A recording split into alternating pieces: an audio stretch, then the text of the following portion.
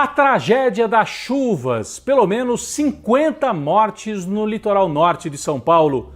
A ocupação das encostas mostra como o uso da terra no Brasil segue uma lógica perversa.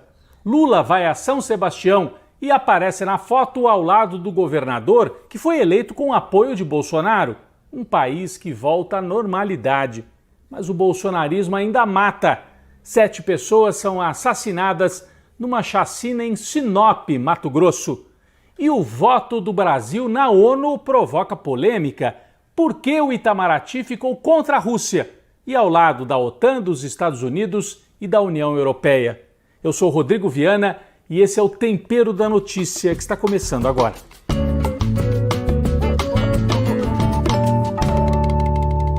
O carnaval trouxe morte e destruição a uma das áreas mais procuradas pelos turistas na região sudeste do Brasil. Em menos de 24 horas, caíram mais de 600 milímetros de chuva em Bertioga e São Sebastião, no litoral norte de São Paulo. Pelo menos 50 pessoas morreram e são mais de 4 mil desabrigados, quase todos moradores das encostas da Serra do Mar.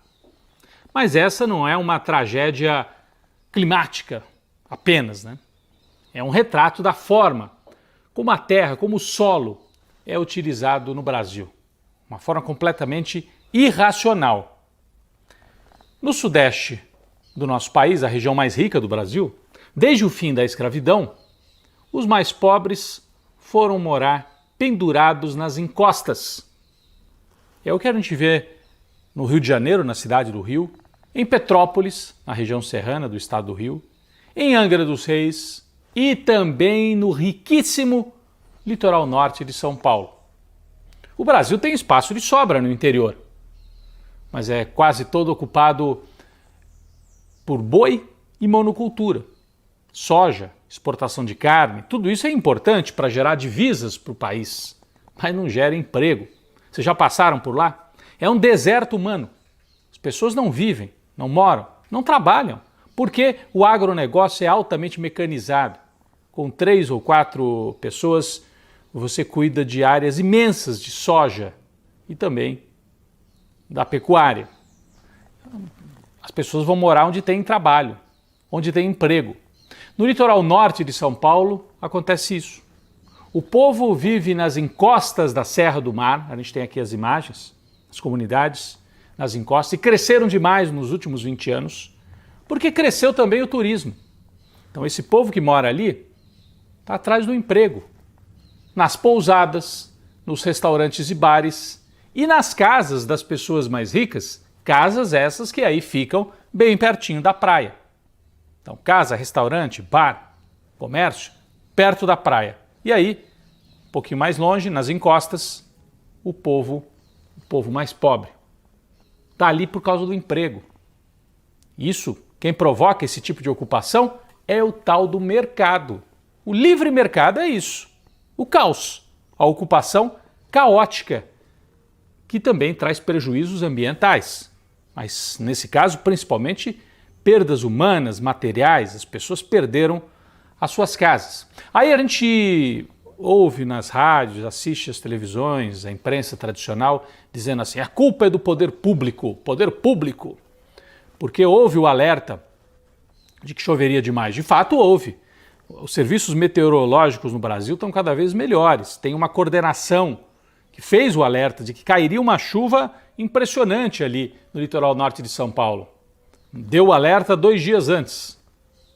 Nunca tinha caído 600 milímetros em 24 horas. É a maior chuva da história, é fato. Mas o que o poder público podia fazer 2 dias antes? Remover 5 mil pessoas? A Vila do Saí, que é uma das mais atingidas, e outras vilas ali nas encostas? Remover como? Levar para onde? Com que estrutura? Quem provocou a tragédia não foi o poder público. Poderia ter tomado ações anteriormente, mas é a lógica de ocupação capitalista da terra, que não segue nenhum planejamento, não há estoque de terra. É a ideia de que o mercado resolve tudo. É impressionante. O Estado não é causa do problema, mas pode ser a solução se houver uma mudança na forma de atuar em relação à terra. O presidente Lula esteve lá em São Sebastião e pediu a indicação por parte da prefeitura de terrenos em área plana para que possam ser reconstruídas as casas de quem perdeu tudo ali na tragédia de São Sebastião, principalmente São Sebastião. Aliás, a tragédia fez Lula interromper a folga de carnaval na Bahia e voar para São Paulo, como deve fazer um presidente. Não é nada demais, hein, gente? O pessoal, olha, o Lula foi lá. É o normal. Em qualquer país do mundo acontece uma tragédia dessa. O presidente, a autoridade, vai lá para prestar solidariedade, ver de perto e tomar as medidas. O Lula foi e levou os ministros. E saiu nessa foto aqui, que chamou muita atenção. Nessa foto estão Lula, o governador de São Paulo, Tarcísio, bolsonarista, eleito com apoio do Bolsonaro, e o prefeito de São Sebastião, que é do PSDB e apoiou o Bolsonaro também na eleição presidencial. Bom, as pessoas viram esta foto como algo extraordinário. É apenas a volta à normalidade. Presidente, governador e prefeito juntos, tentando diminuir, né, a dor das pessoas que sofreram mais de perto essa tragédia. O próprio presidente Lula falou sobre isso enquanto estava em São Sebastião. A presença do governador Tarcísio, do companheiro Felipe, nosso prefeito da cidade, do governo federal, é uma demonstração específica de que é possível a gente exercer a nossa função na democracia, mesmo quando a gente pertence a partido diferente ou a gente pensa diferente ideologicamente. O bem comum do povo é muito mais importante do que qualquer divergência que a gente possa ter. Bom, essa imagem de Lula com Tarcísio não é o único sinal de que algo se move na extrema-direita bolsonarista.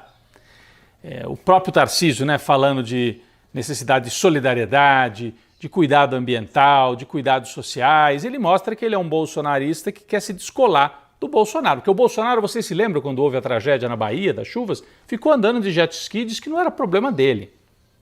O Tarcísio quer mostrar que é diferente. E nessa mesma semana, a Carla Zambelli, outra bolsonarista, deu uma entrevista sinalizando que está se afastando do chefe. Ela disse que o Bolsonaro já deveria ter voltado ao Brasil, disse que a prioridade agora não é mais contestar as urnas nem o STF, mas fazer oposição ao Lula. Ok, fazer oposição normal, não dizer que a eleição não valeu. E com isso ela se diferencia também do Bolsonaro. É claro que nisso existe uma malandragem da Carla Zambelli, ela está tentando salvar o pescoço, pode ter tido algum tipo de acordo informal com o Alexandre de Moraes do STF. Não caça o mandato dela, não manda prender e ela faz uma oposição mais normal, sem as loucuras bolsonaristas. Vamos ver, porque ela tem que responder na justiça por ter andado armada com um revólver na mão e ameaçado um cidadão em São Paulo. Bom, mas vamos sair do bolsonarismo e falar um pouco mais do governo. Um debate importante para esta semana agora, quando começa o mês de março. Já se fala na mudança dos impostos dos combustíveis. Vocês se lembram? O Bolsonaro tirou os impostos dos combustíveis para salvar o pescoço na eleição. Agora, acabou essa fase e deveriam voltar os impostos. A equipe econômica liderada pelo Haddad está nessa linha. Bom, aquilo foi uma excrescência que o Bolsonaro fez, foi para tentar ganhar voto, tem que voltar os impostos. Mas a equipe mais da área política do governo Lula está dizendo, não podemos mexer nisso, porque daí sobe o valor da gasolina e o povo vai dizendo, tá vendo? Vai dizer, né? O Bolsonaro segurava. O que tem que fazer é mudar a política de preços como um todo da gasolina, e daí você pode voltar a ter imposto normal. Mas não dá só para voltar a imposto e aí subir o preço da gasolina, seria muito perigoso politicamente. O governo Lula também nesta semana propôs uma comissão para discutir soluções, né, de combate ao discurso de ódio, uma comissão formada por representantes da sociedade civil, Felipe Neto, feministas como a blogueira Lola, jornalistas, todo mundo sob coordenação da Manuela Dávila, 6 meses de trabalho para produzir algum tipo de sugestão, como é que o Brasil pode evitar o discurso de ódio. Discurso de ódio que esta semana fez mais vítimas em Sinop, Mato Grosso. O bolsonarismo mata. Um sujeito que é adepto das armas, bolsonarista, dizem que madeireiro também, numa briga no sinuca, matou 7 pessoas. Pegou a arma no carro e atirou. São imagens terríveis, matou inclusive uma menina de 12 anos. talvez o melhor registro sobre essa tragédia. Aliás, logo depois a polícia matou, a troca de tiros, um dos homens que estavam ali, que cometeram a chacina, e o outro se entregou. Mas o melhor registro sobre essa chacina talvez seja esse aqui, na charge de Nando Mota, que mostra de onde veio esse ódio que levou à morte de 7 pessoas em Sinop. Está aqui, na charge de Nando Mota.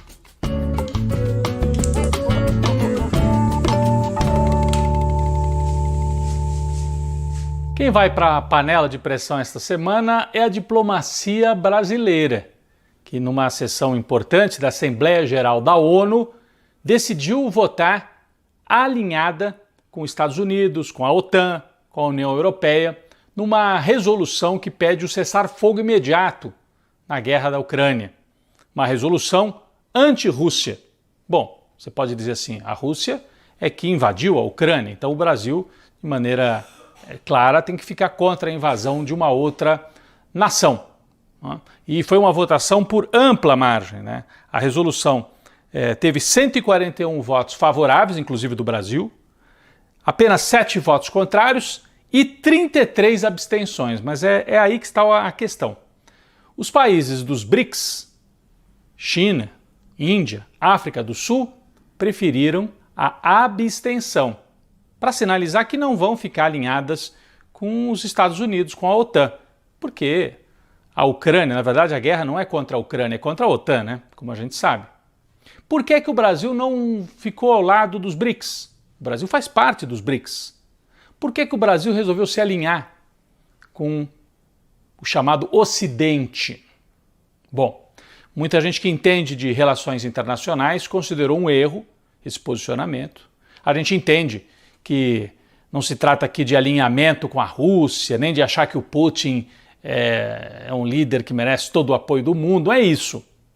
Mas se o Brasil quer retomar a sua política de independência, não teria sido mais adequado votar pela abstenção e sinalizar, olha, não estamos nem de um lado nem do outro, não vamos nos alinhar totalmente com os Estados Unidos? Não teria sido melhor? Tem outras pessoas que entendem assim, o Brasil quer ter um papel na negociação e para isso já tinha a fama de ser mais próximo da Rússia, né, dos BRICS. Para isso talvez seja melhor votar agora com os Estados Unidos e depois fazer o papel de independência na mesa de negociação. Tomara que seja isso, mas o voto brasileiro acende um sinal de alerta, porque a gente entende assim, será que agora a Europa e Estados Unidos do Biden estão cobrando o preço do Lula? Assim, ficamos ao seu lado contra o golpe bolsonarista. Agora você tem que ficar do nosso lado na Ucrânia. Será que é isso? Vamos ficar de olho. Diplomacia brasileira, por enquanto, na panela de pressão, neste caso, da guerra da Ucrânia.